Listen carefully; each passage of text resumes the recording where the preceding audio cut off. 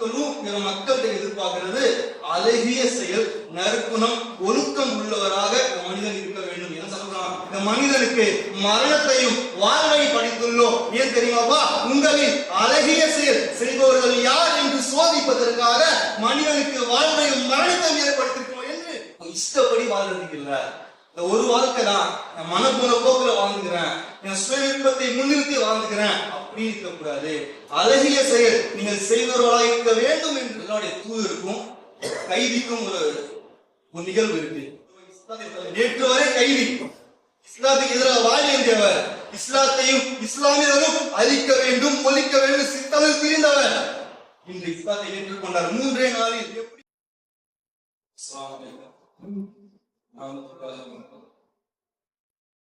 கண்ணியமிக்க சகோதர சகோதரிகளே, இன்று நாம் பார்க்க இருக்கின்ற தலைப்பு அழகிய செயல் என்ற தலைப்பு தேர்வு செய்யப்பட்டுள்ளது. இந்த உலகத்தில் வாழக்கூடிய மனிதர்கள் அனைவரும், எல்லா மனிதர்களும், அது ஆண்களா இருந்தாலும் சரி, அது பெண்களா இருந்தாலும் சரி, அனைவரும் அனைத்து மக்கள் கிட்ட எதிர்பார்க்கிற ஒரு விஷயம்னா நம்மோடு பழகக்கூடிய அந்த நபர், அந்த நண்பர் அழகிய செயலுக்குரியவராக இருக்க வேண்டும் என்று அனைத்து மக்களும் பிற மக்கள்கிட்ட எதிர்பார்க்கின்ற ஒரு விஷயம். எந்த அளவுக்கு சொல்லணும்னா, எல்லா தரப்பட்ட மக்களும் சரி, உயர்வான அதிகாரத்தில் இருக்கிறாங்க, செல்வந்தராக இருக்கிறாங்க, இவர்களும் சரி, ஒரு சாதாரண சாமானியனா இருக்கிறான், ஒரு ஏழ்மையில இருக்கிறான், டாப் டு பாட்டம் வரைக்கும் எல்லா மக்களும் பிற மக்கள்கிட்ட எதிர்பார்க்கிறது அழகிய செயல், நற்குணம், ஒழுக்கம் உள்ளவராக மனிதன் இருக்க வேண்டும். எந்த அளவுக்கு சொல்லணும்னா, ஒரு காய்கறி கடைக்கு வேலை ஆட்கள் எடுத்தால் கூட அங்க ஒன்றும் பெருசா குவாலிஃபை கேட்க மாட்டாங்க. என்ன இங்கிலீஷ் படிக்க வருமா, இங்கிலீஷ் பேசுறியா, சரளமா பேசுறியா, குவாலிஃபைட் டிகிரி அப்படிலாம் கேட்க மாட்டாங்க. ஒழுக்கம் இருக்கா, நேர்மையா இருக்கிறியா, பொய் சொல்லாம இருக்கிறியா, ஏமாற்றாம இருக்கிறியா, திருடாம இருக்கிறியா, உரிய நேரத்துக்கு வேலை போறியா, ஒழுக்கம் அடிப்போம். இப்படி எல்லா மக்களும் எதிர்பார்க்கிறது அழகிய செயலுக்குரியவராக நம்மோடு பழகுற அந்த நபர் இருக்க வேண்டும் என்று. அழகிய செயல்னா அதற்கு அடிப்படை குணம். நற்குணம் தான் அழகிய செயலுக்குரியவராக மாற்றும். இப்ப நம்ம ஒருத்தரை வகைப்படுத்துறோம், ஒருத்தரை பார்க்கிறோம், பார்த்து கெட்டவன் சொல்றோம். எப்படி சொல்லுவீங்க? திருடுவான், பொய் சொல்லுவான், ஏமாத்துவான், சிகரெட் அடிப்பான், பீடி குடிப்பான், சாராய் அடிப்பான், கள்ளச்சாராய் அடிப்பான், போதைப் பொருள் அனைத்தும் பயன்படுத்துவான், 1ஆம் நம்பர் அயோக்கியனா இருப்பான், கேடுகட்ட வேலையை செய்வான். இதெல்லாம் பார்ப்பீங்க. இந்த செயலெல்லாம் பார்த்து கெட்டவன், 1ஆம் நம்பர் அயோக்கியம் பாருவன் அப்படின்னு சொல்றீங்க. செயலை பார்த்து கெட்டவன் பேர் கொடுக்கிறீங்க. அதே மாதிரி இன்னொருத்தரை பார்க்குறீங்க, தர்மம் செய்வாங்க, நல்ல விஷயத்தை மக்களுக்கு போதிப்பாங்க, சமுதாயத்துடைய வளர்ச்சிக்காக பாடுபடுவாங்க. இதெல்லாம் செயலை பார்ப்பீங்க. இதெல்லாம் பார்த்து நான் நல்லவன் சொல்கிறீங்க. அப்போ ஒரு மனிதனுடைய செயல் அவன் நல்லவனா கெட்டவனா என்று வகைப்படுத்துறதுக்கு ஒரு அடிப்படை காரணியா இருக்கு. இந்த நற்செயல் எதற்கு அடிப்படையா இருக்குன்னா, குணத்தை அடிப்படையாக. நற்செயல் புரியானா அடிப்படை நற்குணம் இருக்கு. ஒரு தீய செயல் செய்யறானா அதற்கு அடிப்படை தீய குணம் இருக்கு. இதுதான் அடிப்படையா இருக்கு. இஸ்லாம் சொல்லுது, நீ நற்குணம் மிக்கவரா மட்டும் இருந்தால் போகாது, நீ நற்செயல் புரிய வேண்டும் என்று திருமறை குர்ஆன்ல இறைவன் பேசுறான். அத்தியாயம் 67 வசனம் 2 அல்லாஹ் சொல்றான், மனிதனுக்கு மரணத்தையும் வாழ்வையும் படித்துள்ளோம். அல்லாஹ் சொல்றான் திருமறை குர்ஆன்ல, மனிதனுக்கு மரணத்தையும் வாழ்வையும் படித்துள்ளோம். ஏன் தெரியுமாப்பா? சும்மா இஷ்டப்படி இருந்துக்கோ, இந்த ஒரு வாழ்க்கை தான், ஒரு வாழ்க்கை இருக்கு, ஆரம்பம் இருக்கு, மவுத்துன்ற முடிவு இருக்கு, இஷ்டப்படி மனப்போன போக்குல உன் வாழ்க்கையை வாழ்ந்துக்கோ அப்படின்றதுக்காக அல்லாஹ் சொல்றானா? அல்லாஹ் சொல்றான், இந்த மனிதனுக்கு மரணத்தையும் வாழ்வையும் படித்துள்ளோம். ஏன் தெரியுமாப்பா? உங்களில் அழகிய செயல் செய்பவர்கள் யார் என்று சோதிப்பதற்காக மனிதனுக்கு வாழ்வையும் மரணத்தையும் ஏற்படுத்திருக்கோம் என்று திருமறை குர்ஆன்ல அல்லாஹ் சொல்றான். மனிதனை ஏன் படைத்தோம் என்ற நோக்கத்தை அல்லாஹ் திருமறை குர்ஆன்ல சொல்றான். உங்களில் அழகிய செயல் செய்பவர்கள் யார் என்று சோதிப்பதற்காக மனிதனுக்கு வாழ்வையும் மரணத்தையும் அல்லாஹ் படைத்திருக்கிறான். அல்லாஹ் சொல்றான். இஷ்டப்படி வாழ்றதுக்கு இல்ல. இந்த ஒரு வாழ்க்கை தான், என் மனப்போன போக்குல வாழ்ந்துக்கிறேன், என் சுய விருப்பத்தை முன்னிறுத்தி வாழ்ந்துக்கிறேன் அப்படி இருக்கக்கூடாது.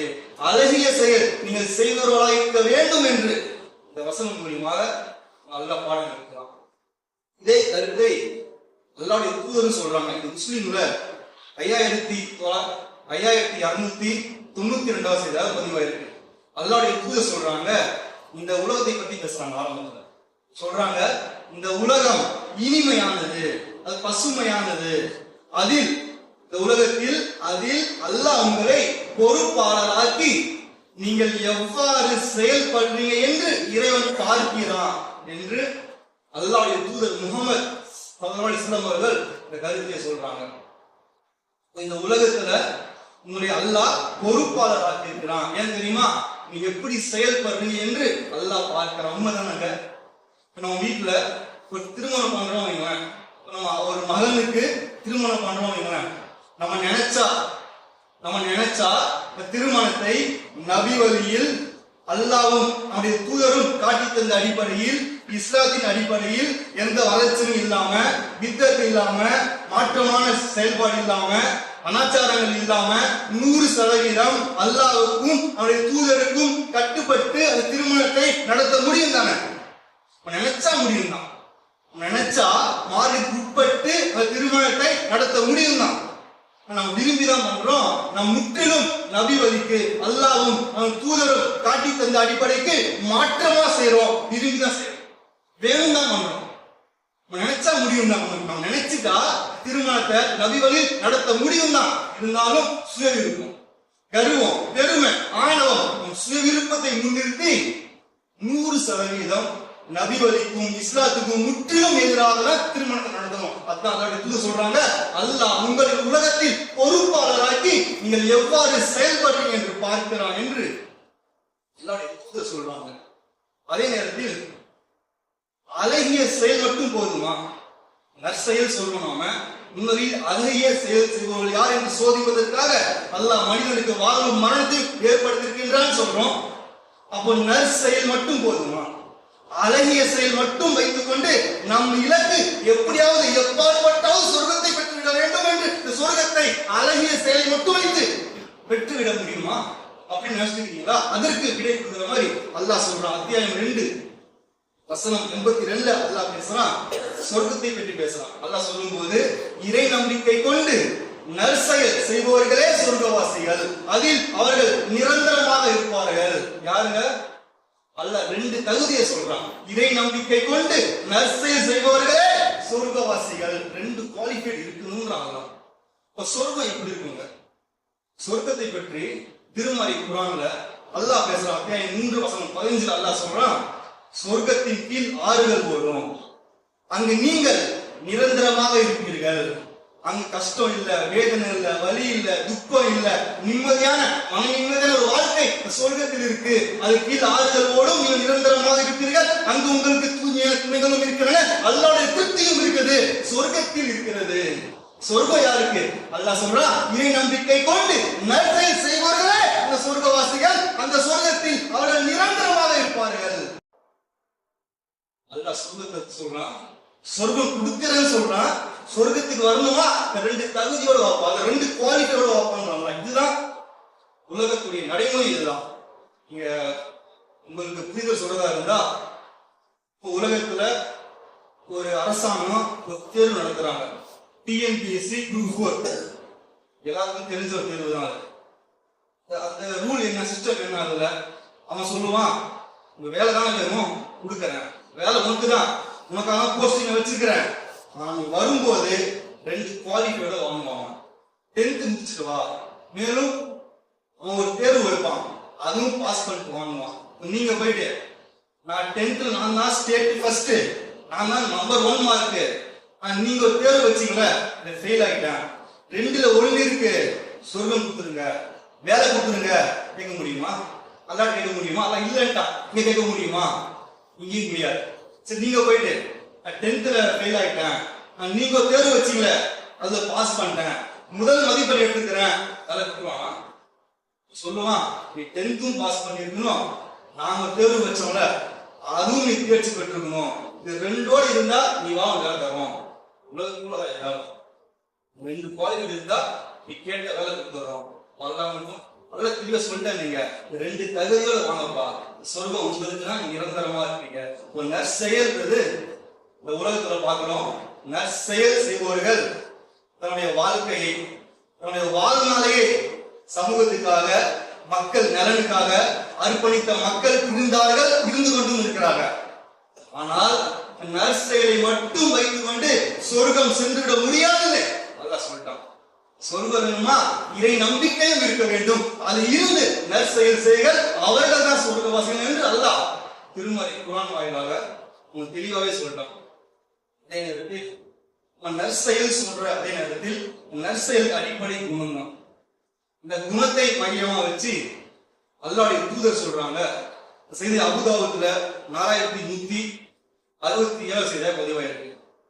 அல்லாஹ்வுடைய தூதர் சொல்றாங்க, சொர்க்கத்துடைய மேல்தளத்தில் மாளிகை கிடைக்க அல்லாஹ்வின் தூதர் முஹம்மதாகிய நான் பொறுப்பேற்கிறேன். எங்க சொர்க்கத்துடைய மேல்தளத்தில் மாளிகை கிடைக்க யார் பொறுப்பேற்கிறாங்களா? அல்லாஹ்வுடைய தூதர் பொறுப்பேற்கிறாங்களா?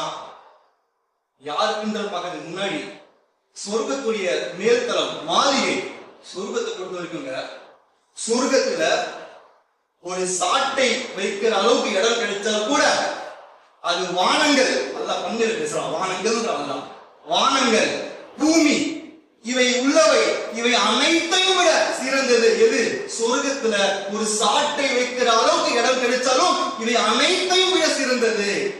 அல்லாஹ் தூதர் சொல்றாங்க, சொர்க்கத்துடைய மேல்தளத்தில் என்ன கிடைக்க மாளிகை நம்ம போட்டி போடுறோம், நாள் முழுக்க உழைக்கிறோம். எது உழைக்கிறோம்? ஒரு இடம் வாங்கிட மாட்டோமா?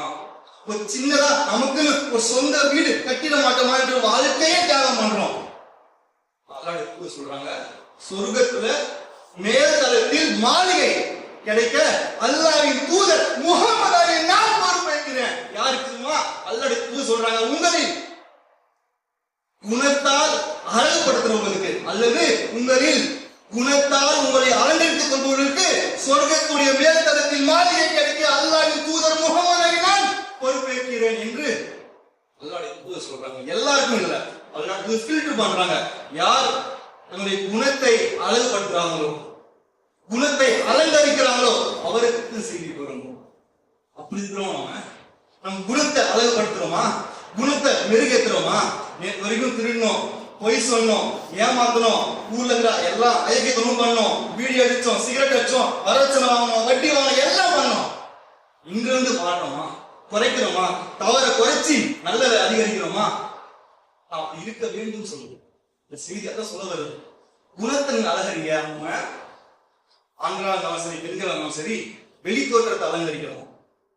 ஆண்களா இருந்தா ஒரு பேண்ட் ஷர்ட் போட்டுருப்பாங்க, அதுக்கு மேட்சா ஷூட் போடுவாங்க, அது வாட்ச் கட்டுவாங்க, சில பேர் கையில செயின் போடுறாங்க, பிரேஸ்லெட், அது துணியும் போடுறாங்க, கேப் போடுறாங்க, கண்ணாடி போடுறாங்க, பர்ஸ் வைக்கிறாங்க. இதோட வெளிப்பாடு அழகாக இருக்கணும்.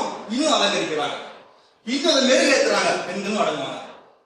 எப்படி நம்ம வெளி தோற்றத்தை அலங்கரிக்கிறோமோ இன்னும் மெருகேற்றுறோமோ அந்த மாதிரி இஸ்லாம் சொல்லுது, அல்லாஹ்வுடைய தூதர் சொல்றாங்க, உங்களுடைய குணத்தை நீங்க அலங்கரிங்க, உங்களுடைய குணத்தை மெருகேற்றுங்க, உங்க குணத்தை மேலும் நீங்க அலங்கரிங்கன்னு இஸ்லாம் சொல்லுது, அல்லாஹ்வுடைய தூதர் சொல்றாங்க. அப்படி செய்து உட்பட்டு இருக்கிறோமா? நம்ம குணத்தை இன்னும் அலங்கரிக்கிறோமா? இன்றிலிருந்து ஒரு தவறை விடுபட்டு நன்மை நோக்கி நகர்றோமா?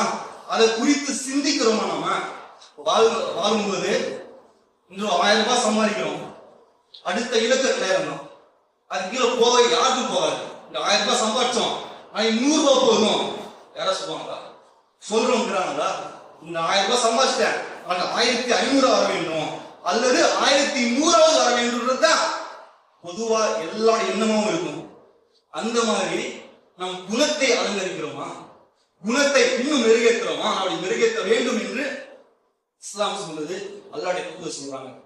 அதே நேரத்தில் அல்லாஹ்வுடைய தூதர் எப்படி இருந்தாங்க தெரியுமா? அவர்களை பற்றி அல்லாஹ் குர்ஆன்ல பேசுறான். எப்படின்னா, ஒரு 10th 4th ரிசல்ட் வந்துங்களேன், ஒரு மாணவன் நல்ல மார்க் எடுத்துக்கிறான், கொடுக்குறவங்க நல்ல வார்த்தையை பயன்படுத்தி பேசுவாங்க, நல்லா பண்ணிக்கிறாப்பான்னு சொல்லுவாங்க.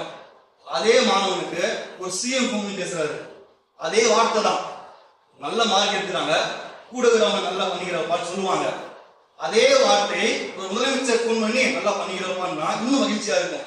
ஒரே வார்த்தை தான், யார் சொல்றவங்க வேறுபடுதுல, ஒரே வார்த்தை தான், நான் சொல்றவங்க யாரும் நினைச்சு உள்ள வேறுபடுதுல, ரியாக்ஷன் வேறுபடுதுல. அந்த மாதிரி அல்லாஹ்வுடைய தூதரை பற்றி அல்லாஹ் பேசுறாங்க, மக்களும் பேசுறாங்க. அல்லாஹ்வுடைய தூதர் வாழும்போது, சமாதானத்துல வாழும்போது மக்களும் சொன்னாங்க. அதையும் தாண்டி திருமறை குர்ஆன்ல அல்லாஹ் பேசுறான். அத்தியாயம் 3 வசனம் 159 அல்லாஹ் பேசுறான், நபியே முஹம்மதே, நீங்க அல்லாஹ்வுடைய அருளால் மக்கள் மத்தியில் மென்மையாக நளினமான முறையில் நடந்து கொள்கிறீர்கள். நீங்கள் மட்டும் முரட்டுத்தனமாவோ கடின உள்ளம் கொண்டவராக இருந்திருந்தால் இந்த மக்கள் உங்களை விட்டு விரண்டு ஓடி இருப்பார்கள், உங்களை விட்டு பிரிந்து சென்று இருப்பார்கள். அல்லாஹ்வுடைய அருளால் நீங்கள் மக்கள் மத்தியில் மென்மையாக நடந்து கொள்கிறீர்கள். யாரு? அல்லாஹ்வுடைய தூதர் முஹம்மது. எவ்வளவு பிரஷர் அவங்களுக்கு, எவ்வளவு அழுத்தம் அல்லாஹ்வுடைய தூதருக்கு. அல்லாஹ்வுடைய தூதர் இஸ்லாத்துடைய தலைவர், நாட்டுடைய ஜனாதிபதி, குடும்ப தலைவர், இத்தனை பொறுப்பை சுமந்த ஒரு மனிதர் மக்கள் மத்தியில் மென்மையாக நடந்த அல்லாஹ் சொல்றாங்க. அப்படி இருக்கிறோம் நாம, அது இருக்கணுங்க. அந்த செய்தி உருவாகி நாம் நடைமுறைப்பட்டோம், குணத்தால் நம்ம அலங்கரிக்கிறோமா? கேட்ட மட்டும் போதுமா? இங்க குர்ஆனை மனம் செஞ்சிருக்கலாம், ப்ரோஜனம் இல்ல. அதை நடைமுறைப்படுத்தினீங்களா? அதை கேட்பான். குர்ஆனே தெரியும் சிறுக்கோப்பன்னா அதை ஏத்துக்க மாட்டாங்க. இப்ப நடைமுறைப்படுத்தணுமா? அப்ப இந்த குணம் நம்மிடத்துல இருக்கா? அப்படியே சொந்தக்காரர் அல்லாஹ்வுடைய தூதர்கள். எந்த அளவுக்குன்னா, அல்லாஹ்வுடைய தூதருக்கும் கைதிக்கும் ஒரு நிகழ்வு இருக்கு, ஒரு பேச்சுவார்த்தை நடைபெறும். அதை பற்றி திருமறை அல்லாஹ் சொல்றாங்க. செய்தி புகாரில பதிவாயிருக்கு. 4372 செய்தி பதிவாயிருக்கு. இந்த செய்தியில அல்லாஹ்வுடைய தூதருக்கும் ஒரு கைதிக்கும் நடந்த நிகழ்வு தான் செய்திக்குள்ள வரும். என்ன நிகழ்வுனா, அல்லாஹ்வுடைய தூதர் தன்னுடைய குதிரைப்படையை நஜ் என்ற பகுதிக்கு அமைச்சு வைப்பாங்க. இந்த குதிரைப்படை அங்க போனவங்க பனு ஹனிஃபா என்ற குலத்தை சேர்ந்த சுமாமா பின் உசால் என்ற ஒரு நபரை கைது பண்ணி கொண்டு வருவாங்க. அப்பவே தெரிஞ்சுக்கலாம் இவர் இஸ்லாத்துல எதிரின்னு சொல்லி கைது பண்ணி கொண்டு வராங்க. அப்போ அந்த நபரை, சுமாமா என்ற நபரை கைது பண்ணி கொண்டு வந்து அல்லாஹ்வுடைய தூதர் இருக்கக்கூடிய அந்த பள்ளிவாசலில் தூண்களில் ஒரு துணி கட்டி வைப்பாங்க. பிறகு அல்லாஹ்வுடைய தூதர் வருவாரு, வந்து சுமாமாவை பார்த்து கேட்பாங்க. சுமாமாவே கைது பண்ணி கேட்பாங்க, சுமாமாவே, உனக்கு நான் வழங்க இருக்கின்ற தீர்ப்பை பற்றி, முடிவை பற்றி என்ன கருதுகிறாய், என்ன நினைக்கிற அப்படின்னு அல்லாஹ்வுடைய தூதர் அந்த கைதிட்ட கேட்பாங்க. அந்த கைதிக்கும் தெரிஞ்சிருக்கு அல்லாஹ்வுடைய தூதர் குணத்தை பற்றி. இந்த கைதி சொல்றாரு, அல்லாஹ்வுடைய தூதரே, நான் நல்லதே நினைக்கிறேன். யார் சொல்றாரு? கைதி சொல்றாரு. சுமாமா என்ற நபர் சொல்றாரு, நான் நல்லதே நினைக்கிறேன்னு சொல்லி. பிறகு அந்த கைதி சுமாமா என்ற நபர் 3 கோரிக்கை வைப்பார் அல்லாஹ்வுடைய தூதர்கிட்ட. முதல் கோரிக்கை, நீங்க என்னை கொன்றால் ரத்த பலி வாங்க வேண்டிய ஒருவனை தான் கொல்கிறீர்கள். ரெண்டாவது சொல்வாரு, நீங்கள் என்னை மன்னித்து உபகாரம் செய்தால் நன்றி செய்யக்கூடிய ஒருவனுக்கே நீங்கள் உபகாரம் செய்கிறீர்கள். ரெண்டாவது சொல்வார். மூன்றாவது, செல்வம் தேவைப்பட்டால் விரும்பியதை கேளுங்க, கொடுக்கிறேன் அப்படின்னு அல்லாஹ்வுடைய தூதர் முஹம்மது கிட்ட கைதி சுமாமா என்ற நபர் இந்த 3 கோரிக்கை வைப்பார். இதெல்லாம் கேட்ட பிறகு அல்லாஹ்வுடைய தூதர் அவரு அன்றைய தினம் அவரை மன்னித்து சென்று விடுவார். நினைச்சு பாருங்க, இஸ்லாத்துடைய எதிரி, இஸ்லாத்தையும் இஸ்லாமியர்களும் அழிக்க வேண்டும், ஒழிக்க வேண்டும், இந்த சித்தாந்தத்தை சுவரே இல்லாமல் மாற்றிவிட வேண்டும் என்று சித்தாந்தத்தில் சிந்திருக்கக்கூடிய நபரே அல்லாஹ்வுடைய தூதர் நினைச்சிருந்தால் அன்று தலையை துண்டித்திருக்கலாம், உயிரை பறித்திருக்கலாம். ஆனா அல்லாஹ்வுடைய தூதர் அங்க பொறுமையை கையாண்டார், மென்மை நடந்துட்டாங்க. அன்றைய தினம் அவரை மன்னித்து அல்லாஹ்வுடைய தூதர் சென்று விட்டார்கள். அடுத்த நாள் மீண்டும் அல்லாஹ்வுடைய தூதர் வராரு. வந்து அந்த கைதிட சுமாமாவே, உனக்கு நான் வழங்க இருக்கின்ற தீர்ப்பை பற்றி, முடிவை பற்றி என்ன கருதுகிறாய் அப்படின்னு கேட்கிறாங்க. அப்பையும் இந்த சுமாமா என்ற நபர், இந்த கைதி மீண்டும் சொல்றாரு, அல்லாஹ்வின் தூதரே, நான் நேற்று சொன்னதே நான் இப்பயும் கருதுகிறேன். நீங்கள் என்னை மன்னித்து உபகாரம் செய்தால் நன்றி செய்யக்கூடிய ஒருவனுக்கு தான் நீங்க உபகாரம் செய்கிறீர்கள். மீண்டும் அதே கருத்தை அல்லாஹ்வுடைய தூதர் வைக்கிறார். அன்றைய தினம் அவர் மன்னிக்கப்பட்டார். அன்று மன்னிக்கப்பட்டு அல்லாஹ்விடத்தில் சென்று விட்டார்கள். மீண்டும் அடுத்த நாள் வராங்க, நாளை மறுநாள் மீண்டும் வராங்க. வந்து சுமாமாவே உனக்கு நான் வழங்க இருக்கின்ற தீர்ப்பை பற்றி என்ன கருதுகிறாய் அப்படின்னு கேட்கிறாங்க. அப்பையும் சும்மா நபர் சொல்றாரு, அல்லாஹ்வின் தூதரே நான் நல்லதுதான் கருதுகிறேன். நீங்கள் மன்னித்து உபகாரம் செய்தால் நன்றி செய்யக்கூடிய ஒருவனுக்கு தான் உபகாரம் செய்கிற. மீண்டும் அதே கருத்தை அவர் சொல்றார். இதெல்லாம் அல்லாஹ்வின் கேட்ட பிறகு சஹாபாக்கள் என்ன சொல்றாங்க, இவரை கழட்டி விடுங்க. கழட்டி விட்டாங்க. அதுக்கு பிறகு அந்த நபர் சுபமா என்ற நபர் பக்கத்துல பேச்சப்படும் தோட்டம் இருக்கு, அங்க போயிட்டு குளிச்சுட்டு பள்ளிக்குள்ள வராரு. வந்து அல்லாஹ் தூதரை பார்த்து லா இலாஹா இல்லல்லாஹ் முஹம்மது ரசூலுல்லாஹ், வணக்கத்துக்குரியவன் அல்லாஹ் ஒருவனை தவிர யாரும் இல்லை என்று நான் உறுதி கூறுகிறேன். மேலும் முஹம்மது அல்லாஹ்வுடைய தூதராவார் என்றும் நான் உறுதி கூறுகிறேன் என்று இஸ்லாத்தை தழுவினார். எப்படி சாத்தியம் அது? 3 நாளில் ஒருவன் இஸ்லாத்தை நேற்று வரை கைதி, இஸ்லாத்துக்கு எதிராக வாழ வேண்டியவர், இஸ்லாத்தையும் இஸ்லாமியர்களும் அழிக்க வேண்டும் ஒழிக்க வேண்டும் சித்தமிழ் பிரிந்தவர், இன்று இஸ்லாத்தை ஏற்றுக்கொண்டார். 3 நாளில் எப்படி நம் நடத்தை அங்க தாவா பண்ணிச்சு, நம் நடவடிக்கை இந்த பிரச்சாரம் செஞ்சிச்சு. அப்படி இருக்கணும். அவன் பிரச்சாரம் செய்யணும் தான், தாவா செய்யணும் தான், நன்மை ஏவணும் தான், தீமை தடுக்கணும் தான், அது மாற்று கருத்து இல்ல. அதுக்கும் மேல நம் குணம் பிரச்சாரம் செய்யணும், நம் நடவடிக்கை பிரச்சாரம் செய்யணும், நம் நடவடிக்கையை பிரச்சாரம் செய்யணும். அப்படி இருக்கிறோமா? நம் நடத்தை பார்த்து இருக்கிறோமா? நம் நடவடிக்கை பிரச்சாரம் செய்து அப்படி நாம் நம்மளை நிறைவேற்றுறோமா? 3 நாளில் கைதி கூட மாறிவிட்டார்.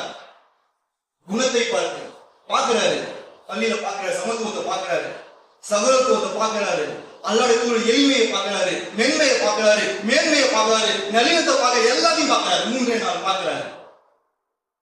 அடுத்த நாள் லா இலாஹா இல்லல்லாஹ் என்று இஸ்லாத்தை ஏற்றுக்கொள்கிறார். அப்படி நம் குணம் இருக்கா? இந்த செய்தி அடிப்படை குணம் தான். குணம் தான் ஒரு கைதியை மாற்றிச்சு. அப்படி நம் குணத்தான் நாம் பிரச்சாரம் செய்யறோமா?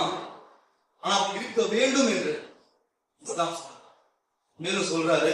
இந்த கைதி அல்லாஹ் சொல்லுவாங்க, அல்லாஹ்வின் தூதரே நேற்று வரை இன்று வரை இந்த உலகத்தில் இந்த பூமியில் இந்த துனியாவில் எனக்கு பிடிக்காத குணம்னா அது உங்களுடைய முகம் தான். ஆனா இன்று முதல் இந்த உலகத்தில் இந்த பூமியில் இந்த துனியாவில் எனக்கு விருப்பமான முகம்னா அது உங்களுடைய முகம் தான் சொல்வாரு.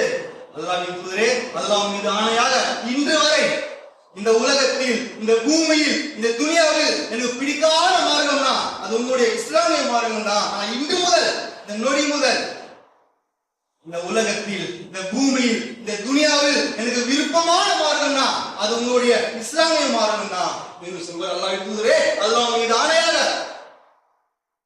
இந்த பூமியில் இந்த துனியாவில் இந்த உலகத்தில் இன்று வரை எனக்கு பிடிக்காத ஊர்னா அது உங்க ஊர் தான். ஆனா இன்று முதல் இந்த உலகத்தில் இந்த பூமியில் இந்த துனியாவில் எனக்கு விருப்பமான ஊர்னா அது உங்க ஊர் தான். பாத்தீங்கன்னா சொல்வாரு, அல்லாஹ்வின் தூதரே நான் உம்ரா செய்ய விரும்புறேன், பக்காக போயிட்டு உம்ரா செய்ய விரும்புறேன், நீங்க அனுமதி கொடுத்தா போற அப்படின்னு சொல்லுவாரு. அல்லாஹ்வின் தூதரும் அவருக்கு அனுமதி கொடுப்பாங்க. அவர் உம்ரா செய்வதற்காக பக்காக்கு வருவார். வந்த பிறகு பக்கால் ஒரு நபர் கேட்பாரு, என்ன சும்மாவே நீ மதம் மாறிட்டியாமா? பக்கா வராரு உம்ரா செய்வதற்காக. அங்க வந்த உஸ்மாமா என்ற நபரை, இந்த சகோதரரை அங்க இருக்கக்கூடிய ஒரு நபர் கேட்பாரு, என்ன சும்மாவே நீ மதம் மாறிட்டியாமா அப்படின்னு கேட்பாரு. அது சும்மாமா என்ற நபர் சொல்றாரு, இல்லப்பா அல்லாஹ் மீது ஆணையாக நான் மதம் மாறவில்லை, முகம்மதுடன் இணைந்து இறைவனுக்கு கீழ்ப்படியும் முஸ்லிமாக மாறிவிட்டேன் என்று சும்மாமா என்ற நபர் சொல்றாரு. கேட்பட்ட வார்த்தைங்க, இறைவனுக்கு கீழ்ப்படியும் முஸ்லிமாக மாறிவிட்டேன். சொல்ல முடியுமா? 100% இறைவனுக்கு கீழ்ப்படியும் முஸ்லிமாக இருக்கிறேன்னு சொல்ல முடியுமா? அந்த வார்த்தை நான் சொந்தக்காரராக உண்மையாக இருக்க சொல்லலாம், வாயால பேசலாம், அப்படி நடைமுறை இருக்க நமக்கு இருக்க வேண்டும் என்று இஸ்லாம் சொல்வது. சொல்றாங்க. அந்த அடிப்படையில் வரும் காலங்களாவது நம் குணத்தால் நம்ம அலங்கரிக்க வேண்டும் என்று கூறிக்கொண்டு என் முதல் உரையை நிறைவு செய்கிறேன். இஸ்லாம்